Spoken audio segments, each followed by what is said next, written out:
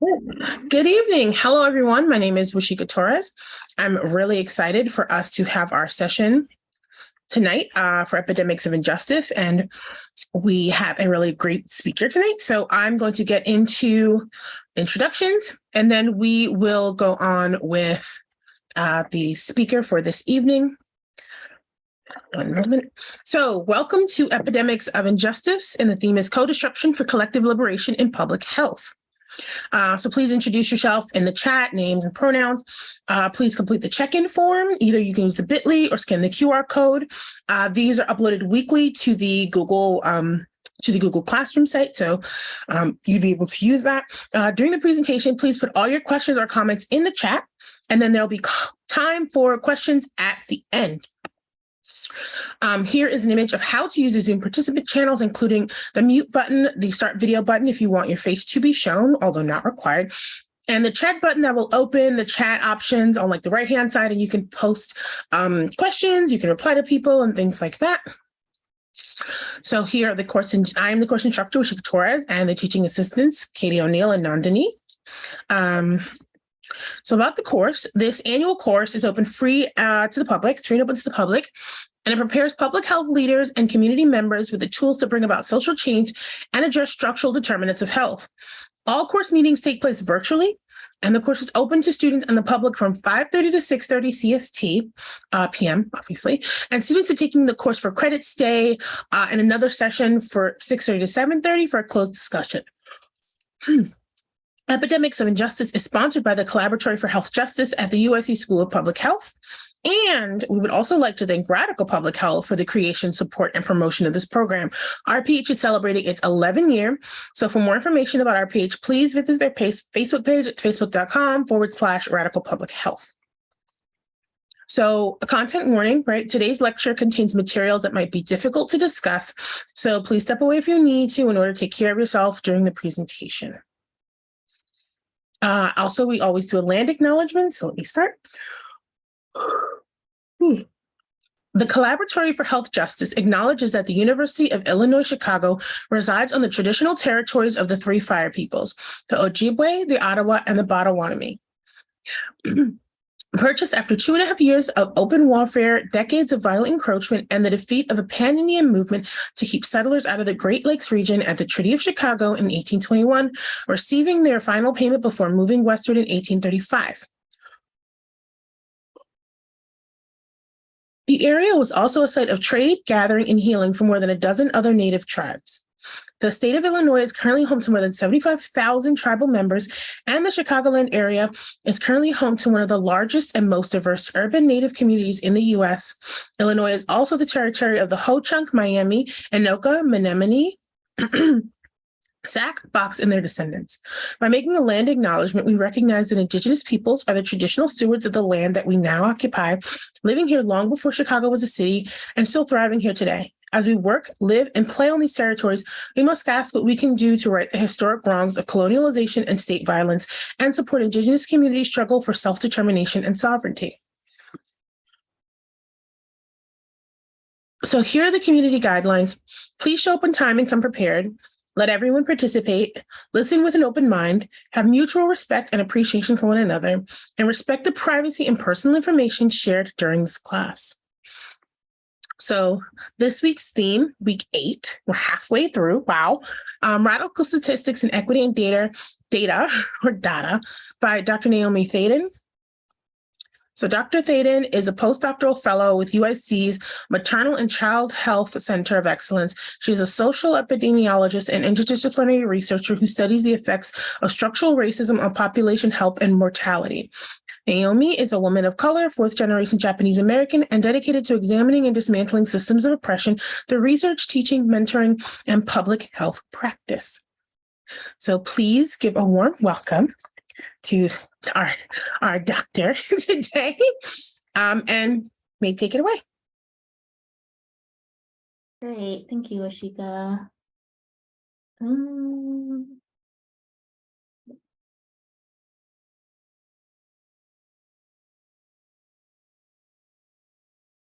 Okay, how is my screen share going? Everything good? Okay. Looks good. Yeah, thumbs up from Katie. Thank you. So today we're going to talk about radical statistics and equity in data, some of my favorite things to talk about. As Oshika said, I'm a postdoctoral fellow here at USC. I just wanted to mention for people who might not know that is what comes after you finish your PhD and before you go into a real job. So sort of like residency for medical doctors. The things we're going to talk about today generally is first a little primer on levels of discrimination and racism, why I focus on structural discrimination, and then structural discrimination in these kind of big buckets of math, statistics, data, and research and practice. And that makes it sound a little dry, but it's going to be really fun. And let's see.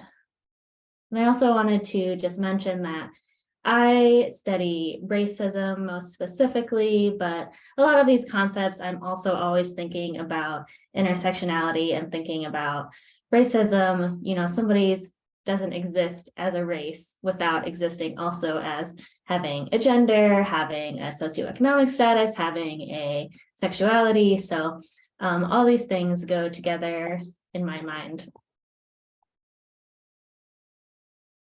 I always like to start to get all of us grounded in a similar definition of racism, and this is a good one, that racism is an organized social system in which the dominant racial group, based on an ideology of inferiority, categorizes and ranks people into social groups called races, and uses its power to devalue, disempower, and differentially allocate valued societal resources and opportunities to groups defined as inferior.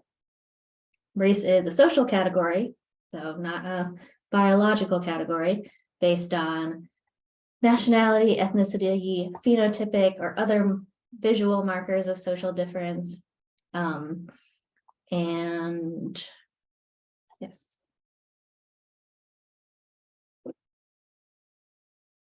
This is one way that I like to visualize the different levels of racism, and that structural racism is this biggest bucket, and that white people have the most power officially and unofficially in government and institutions, and that policies and implementation benefit white people. Within that, there's cultural racism, which says that art, language, customs, and values of the white community are coded as superior. Art, language, customs, and values of communities of color are coded as inferior, even though they're subjective and one is not inherently better than the other. And discrimination is a part of that system, which includes microaggressions, fetishizing, the idea that white individuals are more highly sought as friends, mentees, romantic partners, colleagues, all these things. Oh, I lost my arrows. Usually I have some arrows that say these things are all mutually reinforcing each other. So if we eliminated discrimination today, that structural racism would still be there to kind of recreate the discrimination. Same thing if we took out the structural changes without improving on discrimination, the discrimination is just going to recreate those structures.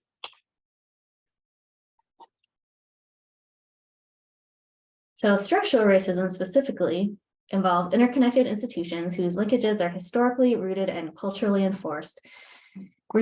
It refers to the totality of ways in which societies foster racial discrimination through mutually reinforcing inequitable systems that in turn reinforce discriminatory beliefs, values, and distribution of resources, which together affect health.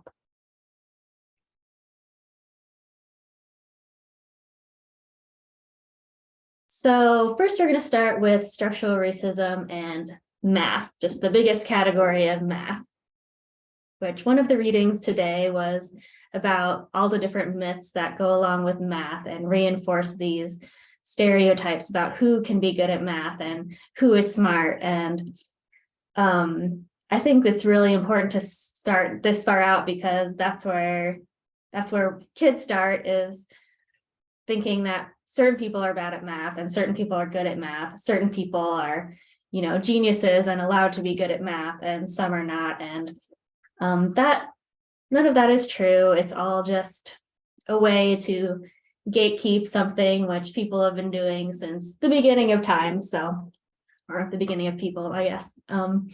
Actually, animals can count. Anyway, so the reading was about some of these myths. And when I grew up, my dad famously taught me math from, some people like talk to their kids in utero or sing to them. My dad counted to me and did math to me. We did Twinkle Twinkle Little Star to counting by threes, 3, 6, 9, 12, 15, 18. So that was my childhood.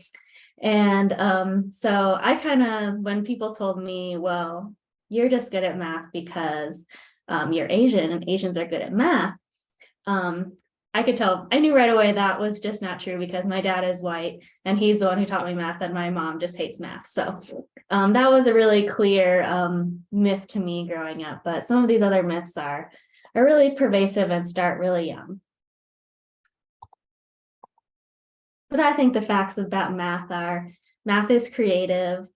There's a lot of problem solving and creativity in math, which people don't talk about. It's hard for everyone, not just for some people. And it doesn't use a different side of the brain. It's not special in that way. And people use math every day. So I just like to demystify math a bit. And within math, we're drilling down to statistics. And I think it's important to talk about how statistics, unfortunately, was started by a eugenicist. So this is a guy who I underlined familiar statistical procedures as correlation and regression analysis. And if you've taken statistics, those are very foundational. Most statistics involve correlation and regression analysis. So this is the very beginning of a field that many of our disciplines rely on, and the person who invented it or discovered it was really using it in bad ways. And I think that's also an important thing to acknowledge, in that math is not objective, and statistics are not objective. It's really, they're tools that can be used for good, and they're tools that can be used for bad. And one other thing about statistics that I think about a lot, and I think is important, is this idea of sample size and what is big enough. And especially with American Indian data, this is Abigail Echo Hawk, who is a really great data lover of data and lover of equity. And she says, we are a small population of people because of genocide, no other reason. If you eliminate us in the data, we don't exist. So I'm sure many of you have seen when you're reading data and it says maybe white, black, other, white, black, Hispanic, other, white, black, Asian American, other, and that other sometimes can really hide important things. And this idea of sample size is also something that is a tool we can use, but it's made up. We can look at small numbers and still find information in them. As an example, this is hot off the press. I just got these data yesterday. We're doing a systematic review about barriers to abortion among minors in the US. And of 70 articles that we're including in our systematic review, only 4 of them reported including Native Americans at all. So that is a very sad, but also very common finding in the research data. Shout out to all the co-authors and students who have been working on that project.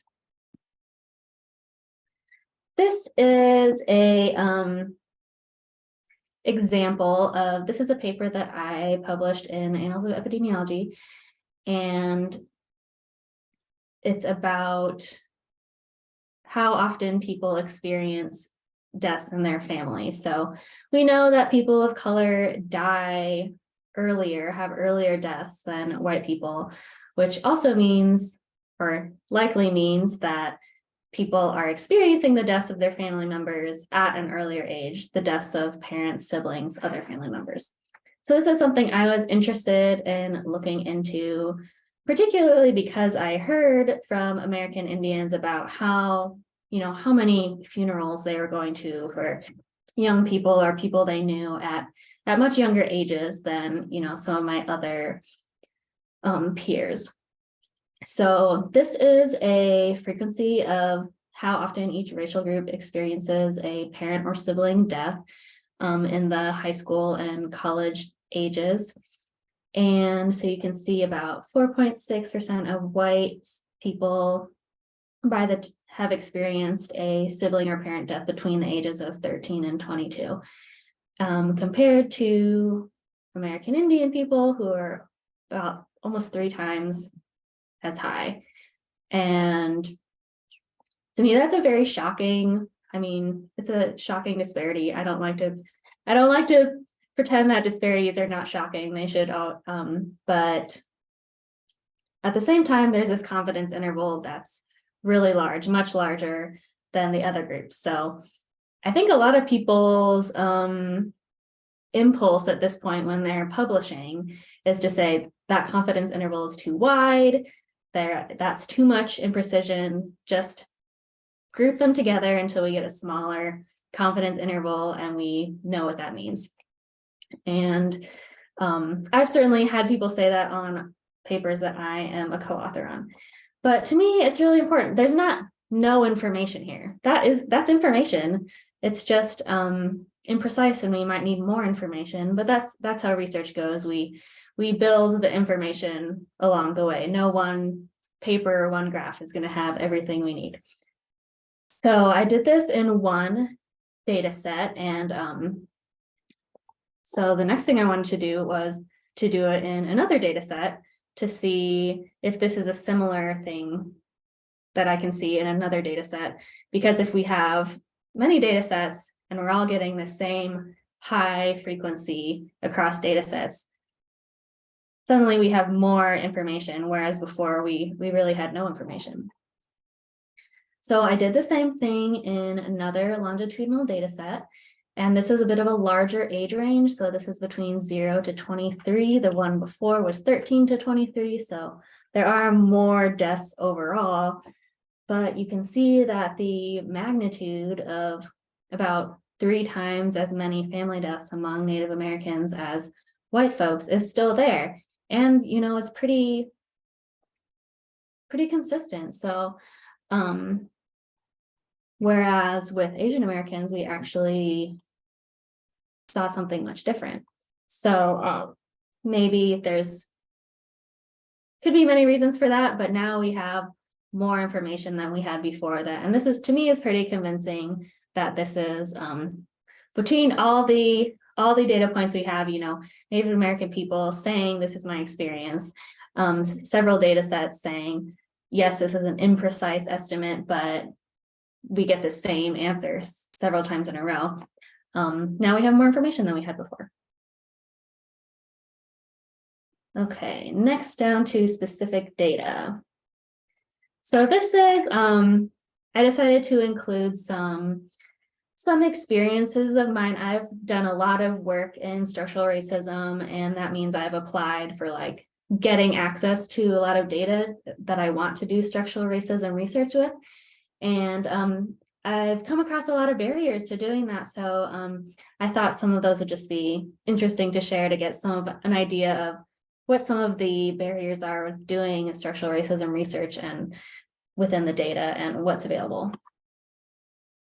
So a big question is for structural bias in data is whose data is missing, which can be hard because if you're missing, you don't always know who's missing. So this was from an application that I did with National Violent Death Reporting System. And according to their documentation, they have information about sexual orientation in their data set. So I applied to get information about sexual orientation because we have very little information about suicide rates by sexual orientation. So I wanted to look at that. These are some of the comments I got back on that data application. There are limitations to identifying LGBTQ decedents, people who died. This data set is all people who died. Information regarding LGBT status is not routinely collected postmortem. Huge number of missing values since the data abstractors were not used to collecting this information routinely. So these are all just they're reasons, but they're not, excuses. These are things that can be overcome, but right now they're not being, and that's information we need and we don't have. And so this is another way that I looked at missing data. I worked at the Minnesota Department of Health as an epidemiologist for a few years. And for that, I was in charge of the surveillance system that measured or collected information on every sudden unexpected infant death that happened in Minnesota. And I was really interested in kind of taking the focus away from the people who are experiencing the health disparities. So a lot of times communities get blamed for their own bad outcomes. And I was really interested in saying, well, this is a data system that I am in charge of.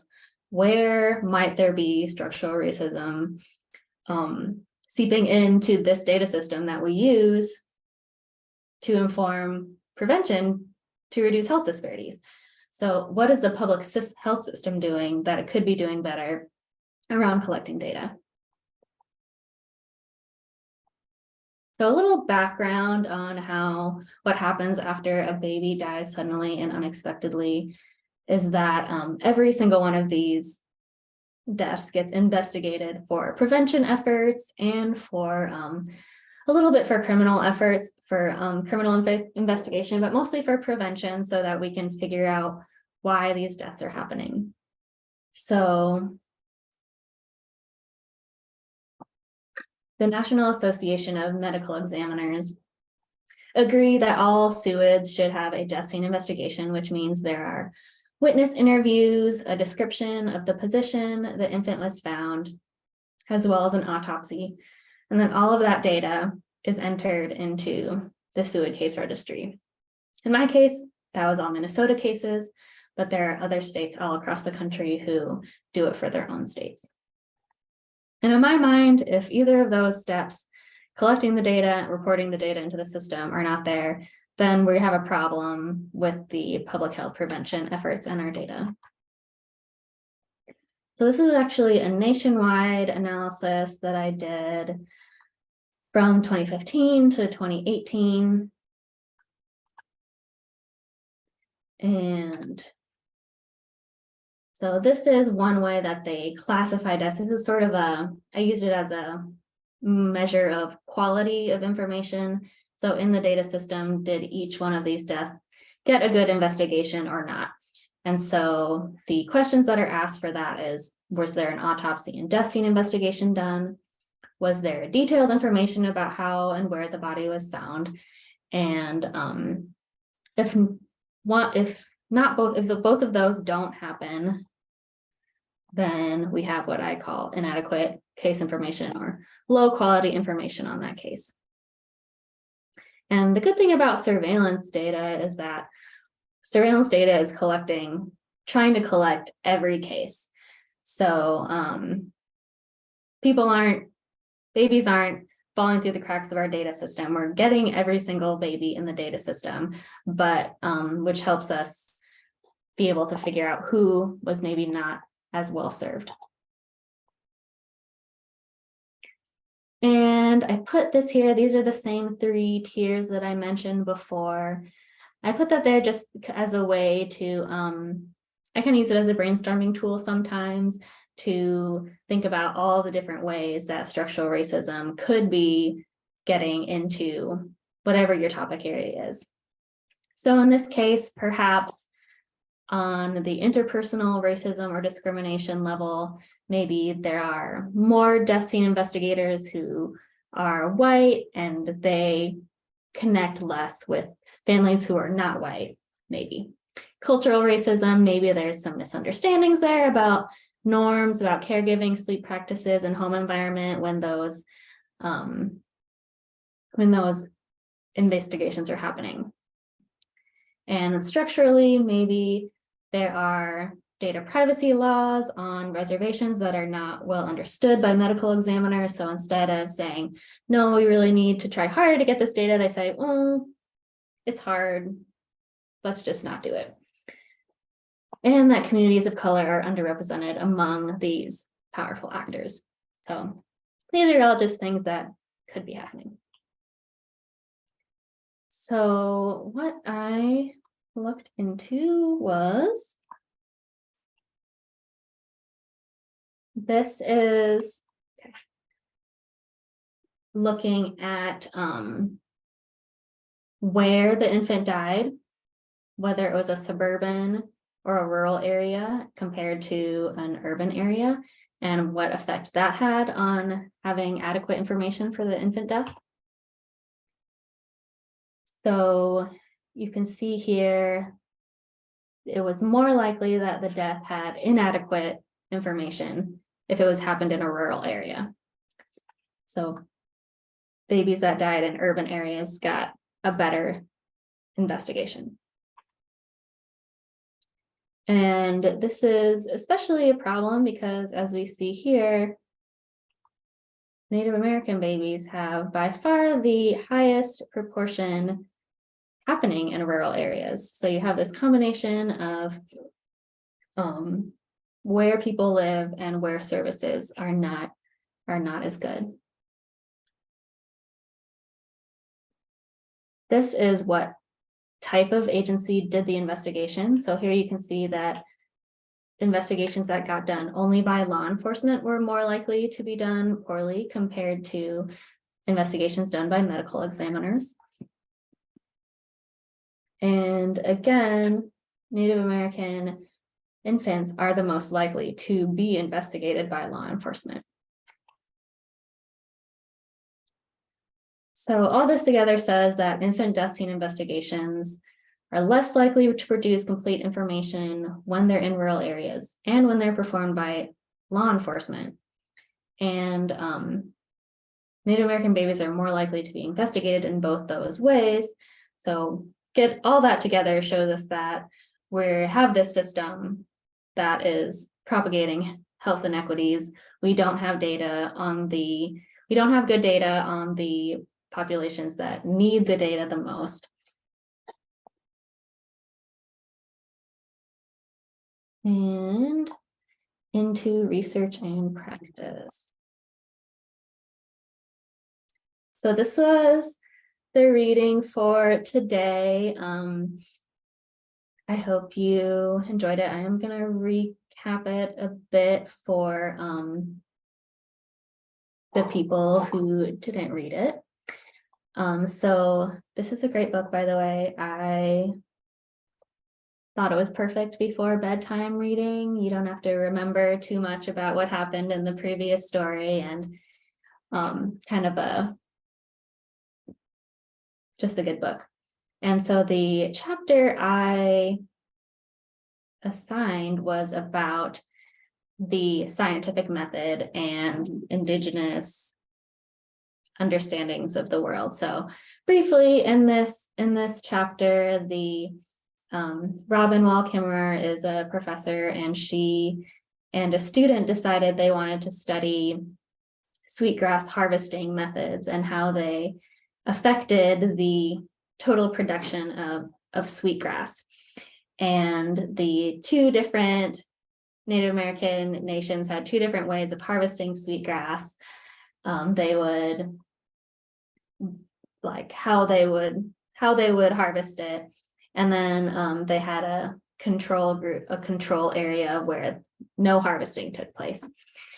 And one of the interesting parts to me about it was that the people on the committee who was assessing this project said, this is not science. We know the answer is that if you mess with the plants, it's going to be worse for them. If you leave them alone, it's going to be better for them.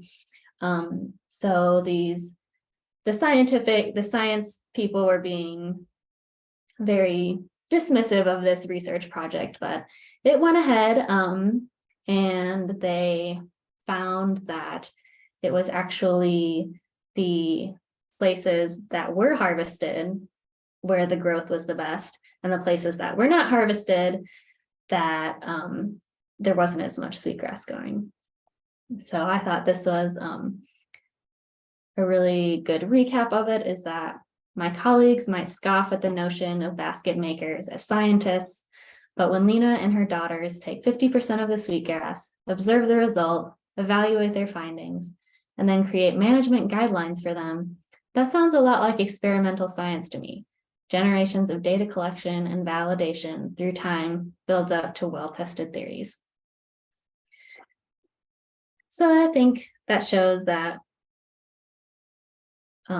science has been happening for a long time and can be used in many ways. And there are a lot of gatekeepers who try to say what science is and science isn't, but it's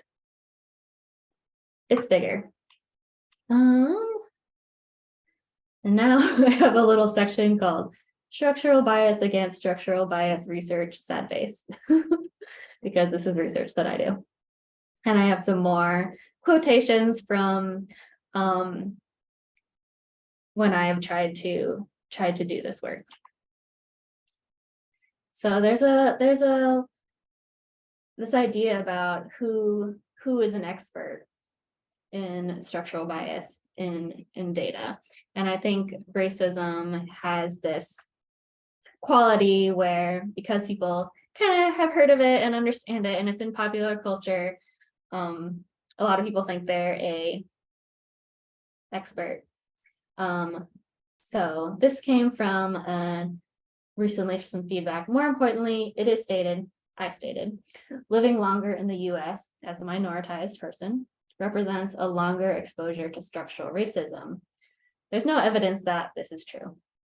So to me, I thought that was a given. And they said, where's the evidence? And I said, okay. They also suggested engaging the Asian Community Advisory Board and to see if the Asian community would let it in. I am part of the Asian community, but they didn't think of it like that either. And then I also put who decides, like this is kind of another, who is the gatekeeper, who is allowing this research to take place, because there's science, and then there's people who are saying, yes, this is a publishable paper. Yes or no, this is a thesis that is scientific. Yes or no, this is something we want our data to be used for. So there's a lot of ways that this work gets inhibited in research. So this said, there's some concern among the committee members that the proposed analysis and available data are inadequate for determining structural racism. And I'm like, give me the data, I'll tell you if it's adequate. It was not convincing that the proposed analysis could conclude there was structural or systemic bias. It may point to important disparities, but without local knowledges of the nuances of, among other things, agency diversity, how can a direct conclusion of structural bias be made? So that is really, confusing that interpersonal discrimination with structural racism and using it as a way to kind of block that racism research from happening. And then consider altering the focus of the research. I don't want to. And then, been a little early. Finally, this is from IPUMS, which is a organization that they make data available to people. So, and they're funded to help data be available to people. So if you ever need census data or health data, they will make you a perfect little data set for you to use with the variables you want. And I just put them up there because their slogan is use it for good, never for evil. And I think that's a good conclusion. Thank you very much for being here. And feel free to email me or contact me other ways. Should I stop this share? Can, if you want to. Thank you so much. I think that, from reading comments and people having additional questions and things like that, and the people responding in the chat, I think the engagement was extremely great tonight. So very happy. So we do have a couple of questions and we have a good amount of time for them. So maybe we'll get through like all of our questions. I'm really excited. So, and also please note that the questions will also be put in the chat. So I will read them and they'll also be put into the chat. So the first question is, can you talk about racist statistical concepts that are still used today and how we can push back against these tools or ideas that have been used for a long time? Yeah, that's a big question. I don't know if you had anything in mind you can maybe mention. I know BMI is one right now that is finally getting a little more attention in that it was really designed in a very racist way and is now used as an indicator of health when really it is not that. And that's so pervasive that it's sort of assumed to be scientific when we really go back and look, it's just not. And I think one of the problems that public health, well, and this country have is that we don't look at history enough, and we kind of heard this ahistorical stance of what matters, and it's really important to figure out where those came from and to re-examine whether or not they're scientific. So it's hard once people start assuming something like that is scientific, but hopefully we're making progress and we can keep bringing those things to light. Yeah, as someone who is a person of size, I can definitely tell you how that impacts my interactions with my doctors and my quality of life because of those interactions. So the next question was, does legislature ever prevent accurate data collection based on communities that face inequities like race or sexuality? There is some legislation that prevented funding for the CDC to research gun violence. Yes, that's a good example. And that kind of thing isn't, even though it's about a topic, that doesn't mean it's not also structurally biased about who is being the most affected by gun violence. And so I think it's,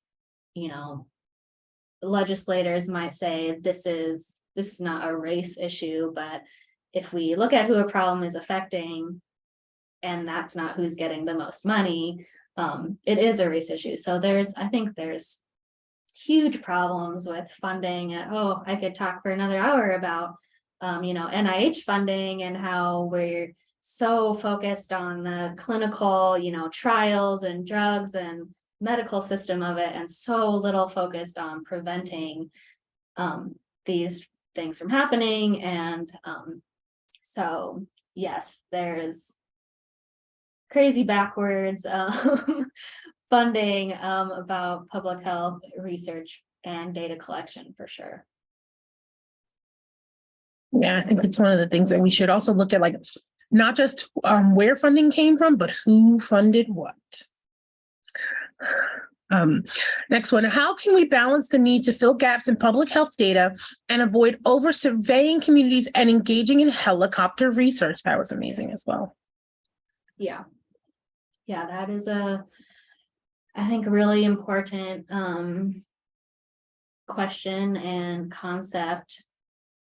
I think one way is to be doing community engaged research and having more racial diversity and people in power of who is doing the research, who is in charge of the funding.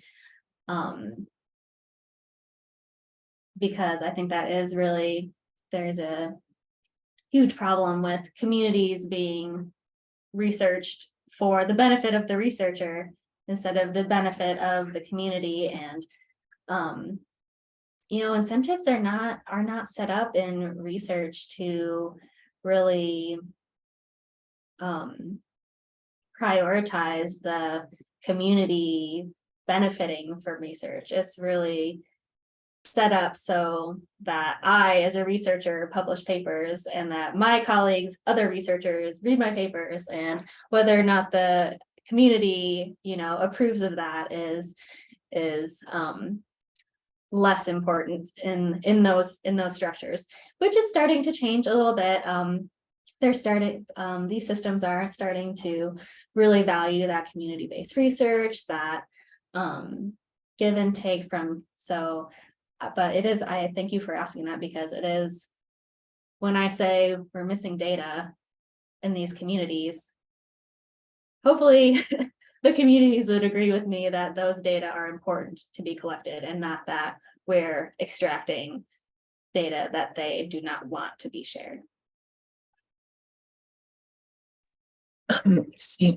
Moving forward, as public health professionals, what are specific ways in which we can conduct research with greater neutrality? That's a really interesting question. I'm sorry, will you say that again? So it says, or it reads, moving forward as public health professionals, what are specific ways in which we can conduct research with greater neutrality?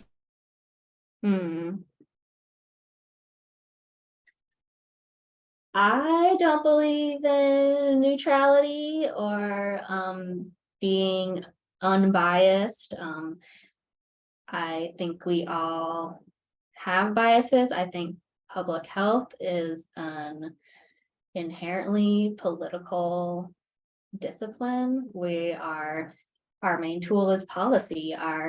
Where public health is saying that we need to pay for things, we need to prioritize things that capitalism and the individuals are not going to prioritize, but we as a collective say this is important. So I don't think there's neutrality. I don't think neutrality exists in public health. I also don't really think it's something to necessarily strive for. I think it's always going to affect the questions we ask. We want our scientific methods to, answer the question that we're asking accurately. We don't want to make up results and things like that. But the questions that we ask, I think, always have values attached to them. And that's my opinion on public health.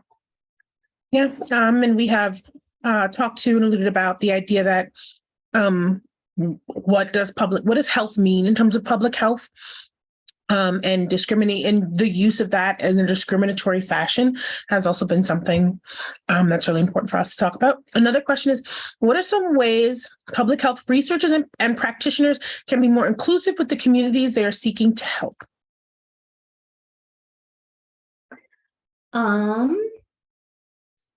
Well, I think part of it is not framing the public health system as, but communities don't always need our help. Sometimes communities need us to take our foot off their neck, like to be frank. So sometimes I think we have this problem in public health of saying we need to help them. And a lot of times what we need to do is, stop hoarding power, stop hoarding resources, stop saying, no, you can't build the power plant in my neighborhood, put it in that neighborhood. So I think part of it is reframing it a little bit to not see public health as the saviors to the people who need help, because that is not, really what is happening in a lot of cases. A lot of times, the government is creating these systems that are the reasons communities are unhealthy. And so acknowledging that and acknowledging that communities a lot of times have the answers, but they don't have the resources, and that's not their fault, is, I think, part of thinking about it a little bit differently. And being inclusive with communities, I think it's really important for people to acknowledge how much power they have when they're working for the government or working for a research institution. You know, sometimes people think, you know, like, if I'm not the mayor or something, I don't have power. But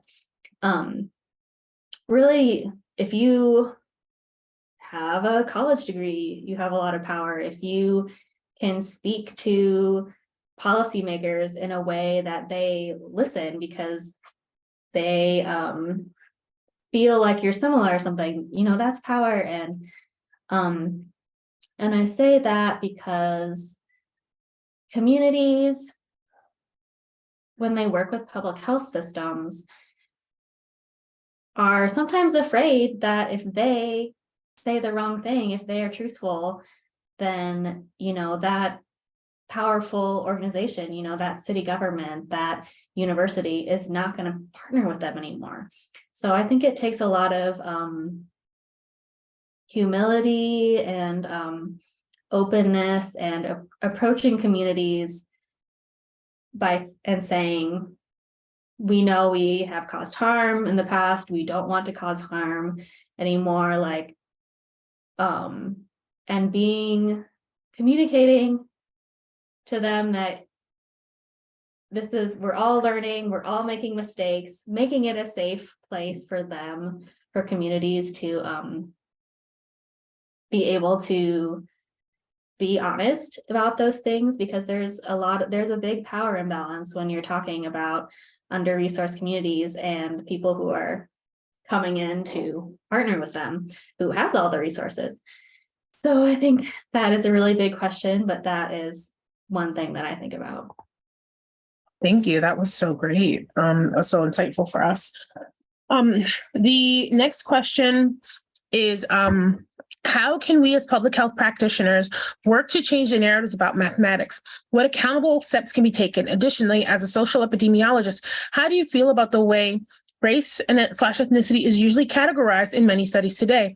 Some groups are excluded or combined with others in the name of continuity or simplicity for data purposes.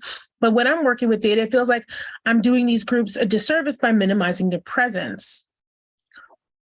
Bars. Okay, I'm going to start with that second part about measuring race, ethnicity, and I mean, we're always going to be wrong. Race is not real, so so you're never going to be able to measure it correctly. But you know, it does. So I don't get too caught up in this is a race and that's an ethnicity, and you know, but I do think the more information we can collect, the better. And but it's hard minimizing, yeah, because I mentioned about how, you know, that other category, I'm not into that, but at the same time, at some point we do have to collapse categories. But for instance, there's like almost no data available about different Asian American communities. So we have this huge group, Asian Americans, and within that there's huge variation, and we do collapse that. So it's a big problem. I think about it a lot because without the data to say there is a problem, you can't get money to work on the problem. But I say collect as much information as is realistic, and just be driven by theory and know why you're doing what you're doing, and that's the best I can do. Narratives about mathematics.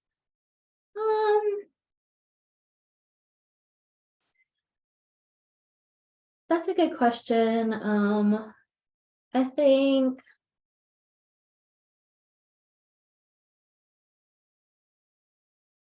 I don't know.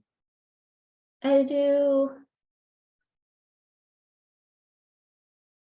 wish master's students would not be so separated into like epidemiologists and community health promotion. I mean, I know we're not going to change that, but I do think there's epidemiologists, we benefit from knowing about the community health stuff, and community health people benefit from knowing about the epidemiology stuff. So I don't know how we can change narratives. That's hard. So let me go to the next question. So the next one was, let's see, as math is so embedded in our daily lives and in the workforce, not just in educational settings, how can this message be tailored to reduce the influence of gender and racial biases in the STEM field workforce, including epidemiology and biostatistics and public health?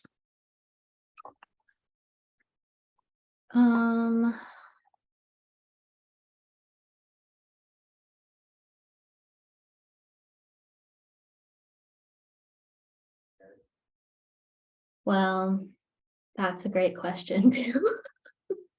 I mean, it just starts so young, you know. I was great. I was, you know, at the top of my classes in math my whole life, but I still didn't have I think maybe one person ever told me I should, you know, have a career that was math related. It's just so gendered, like you said. But I think part of it, something that would have helped me is acknowledging that creativity part of money, even like engineering. My husband is an engineer now, and I'm like, oh my gosh, it's not just like doing calculus, it's like solving problems and like figuring out things that people haven't thought of before. So I think that framing of what makes somebody good at math is so wrong. Actually, epidemiology and biostatistics, the students are a lot of women, but as you rise through the ranks, that becomes fewer and fewer, which is a problem in a lot of fields. So I think we don't have the pipeline problem that we used to have. We have, if we ever had that, it's people, you know, not making it past some of those gatekeeping things. So I don't know. These are hard questions, you guys. Yeah, they often are really great and really intuitive. So so the next one is, how can the average resident advocate against data negligence?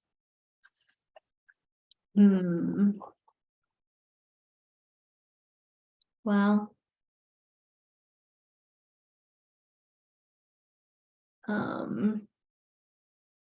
you know, they say having those relationships with your state and national legislators always helps to get them to know you're thinking about them. There are a lot of times these town halls that like NIH or these other federal funding things will have, where anybody can come in and say what they think about how data is being collected. Sometimes cities will, you know, have a Healthy Chicago 2025, or, you know, these big plans that get community feedback on what they should be doing. And so if you keep an eye on that, that's one way you can be involved. Thanks. Our next question is, I feel that some communities may feel hesitant to allow further data research because of mistrust in just past experiences. How can we build trust within these communities, or how could we approach the conversation to demonstrate that we are in their best interests? I think sometimes it goes back to that humility and thinking about whether or not we think it's in their best interest. They may disagree and they may be right. So I think a lot of times we make that assumption that we know it is in someone else's best interest, and that is not always the case. One way is to have people in those communities running those research studies. We should be bending over backwards to support students who are from communities that are under-resourced and experiencing these health disparities. And to me, that is the long-term, the best solution. In the short term, that may not be happening, but in my mind, communities should be, you're the best researcher, I think, if you're embedded in that community. And our last question is, how can one gauge an institution's intentions? I'm a director at a CBO and everyone wants to work with us.